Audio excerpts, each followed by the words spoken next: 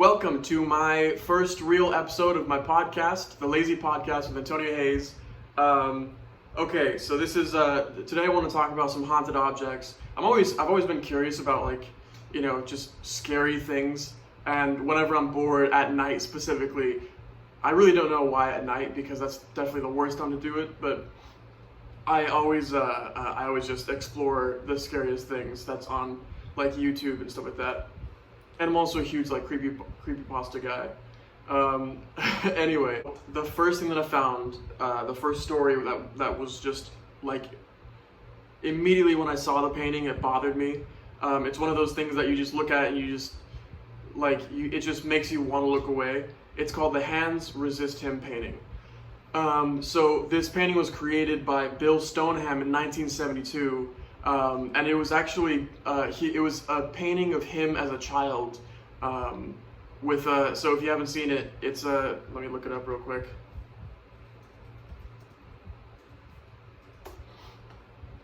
Yeah, so very creepy, very hard to look at, and I literally stared at it for like 30 minutes the other day doing research, and it's still just insanely weird to look at. God. So it's a little boy, with a porcelain doll, what looks like a porcelain doll. They're standing in front of like a window, and there are handprints and just hands leaving the handprints on the window. So that's what the painting looks like. So this is an eBay horror story, which those are always like way creepier for some reason, because they're like, it's almost like you can connect them to your own life.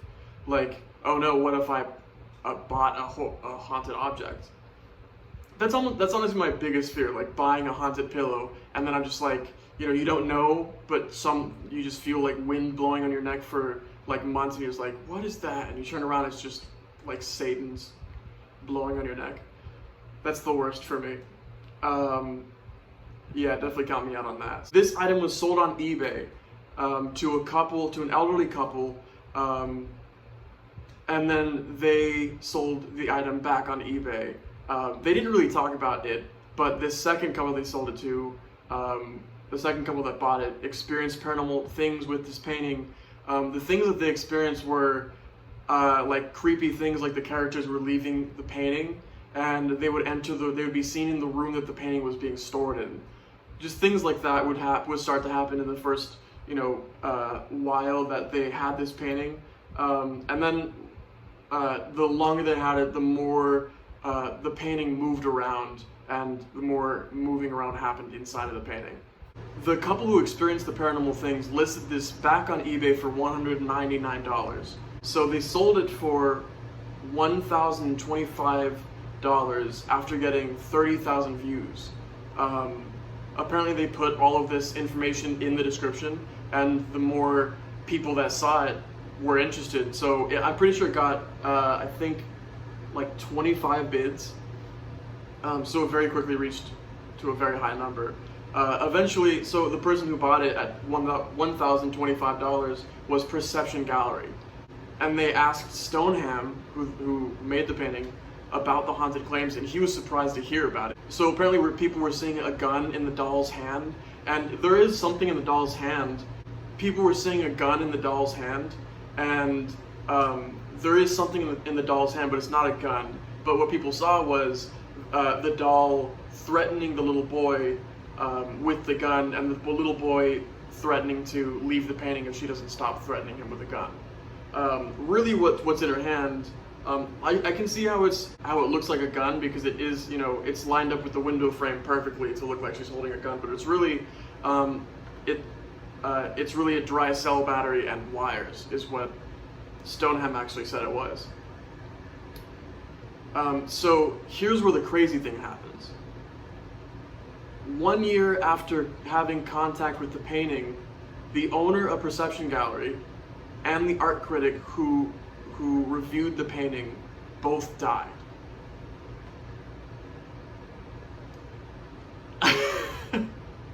That's terrifying.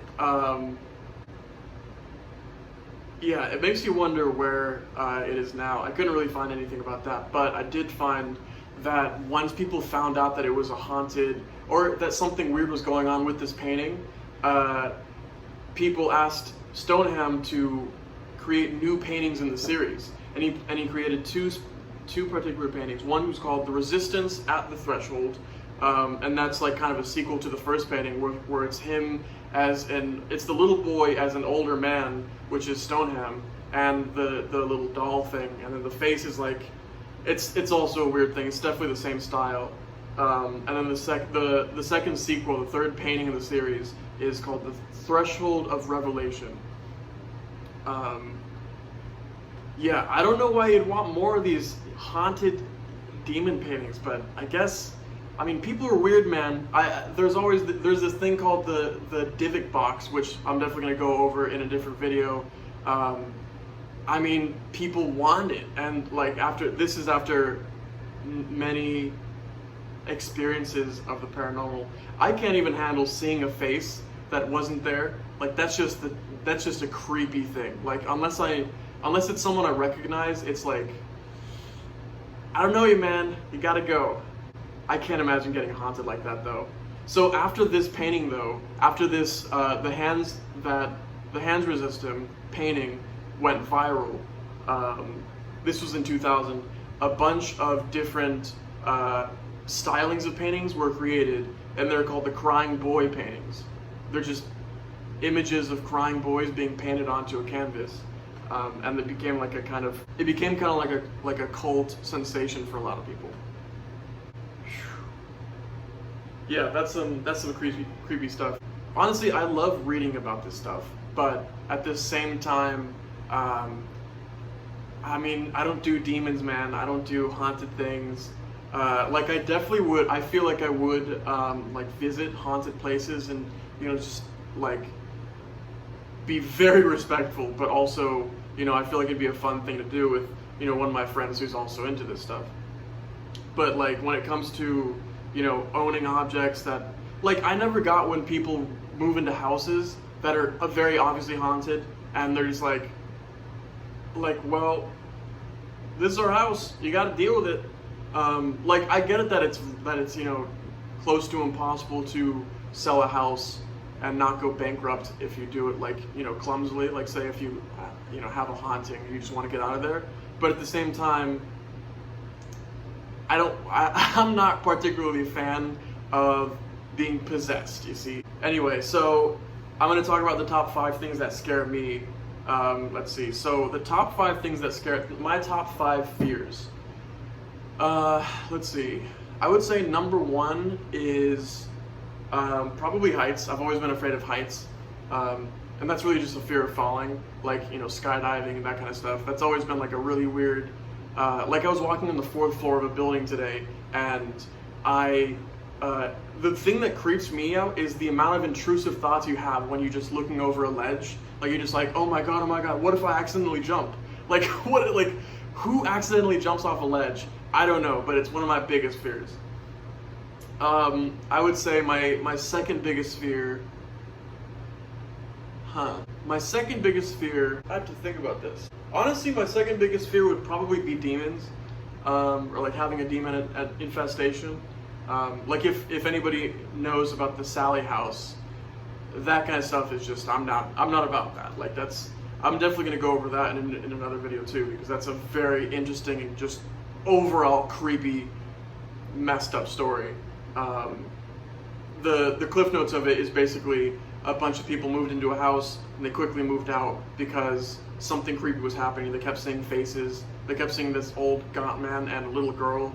And like demonology 101 is, if you ever see a little girl, it's definitely a demon, because demons, like, they're not gonna go ooh at first. They're gonna be like, all cutesy in the form of a little girl or a little boy, I guess.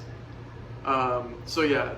And basically, there was a whole like a demon cult thing that happened in the basement of that house, and it's like it became a portal to hell. It's just really creepy stuff. If I found that in one of my future houses, I'm out within the day. Or if not, I am staying in a hotel room or an Airbnb or literally anything I have to do just to get away from that, because that's just, That's bad juju, man. My third biggest fear. What's my third biggest fear? I would say maybe, I mean, like, I'm not too, oh, you know what it is, actually? I was gonna say claustrophobia, but I'm not, like, crazy. Like, I can deal with small spaces. It's just after a while, it's like, look, it gets a little uncomfortable. But, so I guess that'll be number 4. Number 3 is arachnids, centipedes, millipedes. Ugh, that's just disgusting. Like, that gives me the most goosebumps of anything that I think of. Like, that's just disgusting. I feel like it has something to do with the way I was raised, because like anytime my parents or anyone in my family, in my household, saw a cockroach, everybody would freak out and be like, oh my god, okay, who's the most brave? Oh my god, get dad. And my dad even be like, all right, let's do this. And like, it wouldn't be that crazy of a thing, but we made it a crazy thing. I don't know. I feel like there are definitely ripple effects that's the reason for that. Because my dad has this disgusting story of how he also has a lot of good ghost stories, but here's his good cockroach story. He sleeps in a dark room when I was a kid, and he had the light off, and he was getting ready for bed. He had just brushed his teeth. He was walking to his bed, and he laid in his bed. He was like, he heard this buzzing sound by the door. He was like, what is that? He turned the light on, like his side bed light, and like immediately when he turned the light on, he saw just the biggest cockroach just flying at him. But so yeah, that's definitely one of my, like, it's not a fear. Like I'm fine with killing a spider if I need to, or a wasp. I try to avoid killing bees. Cockroaches, very easy to kill, but they make me very uncomfortable, and I feel like that's a big, like, if something gives you anxiety, or if something makes you unsettled, that's a good, like, those are good metrics for what's a fear of yours. Last one, fifth thing I'm afraid of.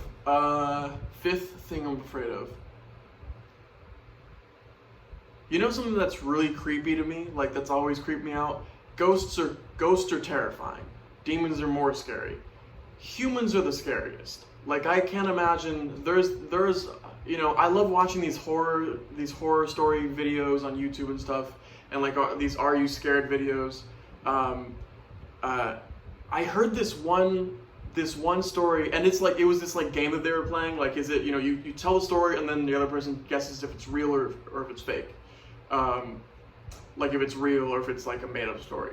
And this one story was about this girl who, she was in her house, and then it got broken into. I'm telling you the Cliff's Notes, it's an amazing story, but like, it's like a 20-minute story. So she gets broken into her house, and she hears this smashing and crashing downstairs. She's in the second floor, and she's like, what is that? And she also had like a terrible relationship with her stepfather. So she thought it was her stepfather, and then she said, and her roommate was gone, so it was just her. And she was like, what is that? My roommate? She yelled out, who's there? And then she heard an angry grunt, and then like sprinting toward the stairs. So she sprinted towards her room and slammed the door shut, and then she got into this like crawl space kind of attic thing, like in her closet. And then she heard her door like smash open, and her whole room get destroyed by this psychopathic person. And then she just kept hearing like angry grunts like that. And she hears these like footsteps just coming down through the room, and it gets close to her closet, and then right when it gets to the door, she sees the shadow. It just walks away, and she waits like an hour, 2 hours. She comes out like trembling, terrified that she's about to get murdered. So she checks her house, she checks everything. Her house is a total mess. Everything's just destroyed. Her bed is broken, like someone, like a giant smashed it. It's almost like this guy had superhuman strength. She the rest of like she reports this to the cops. The rest of the week she feels like someone's watching her. It's just a very creepy vibe in her life right now. And then the story ends with her just never experiencing it ever again, and also never talking to her stepdad again.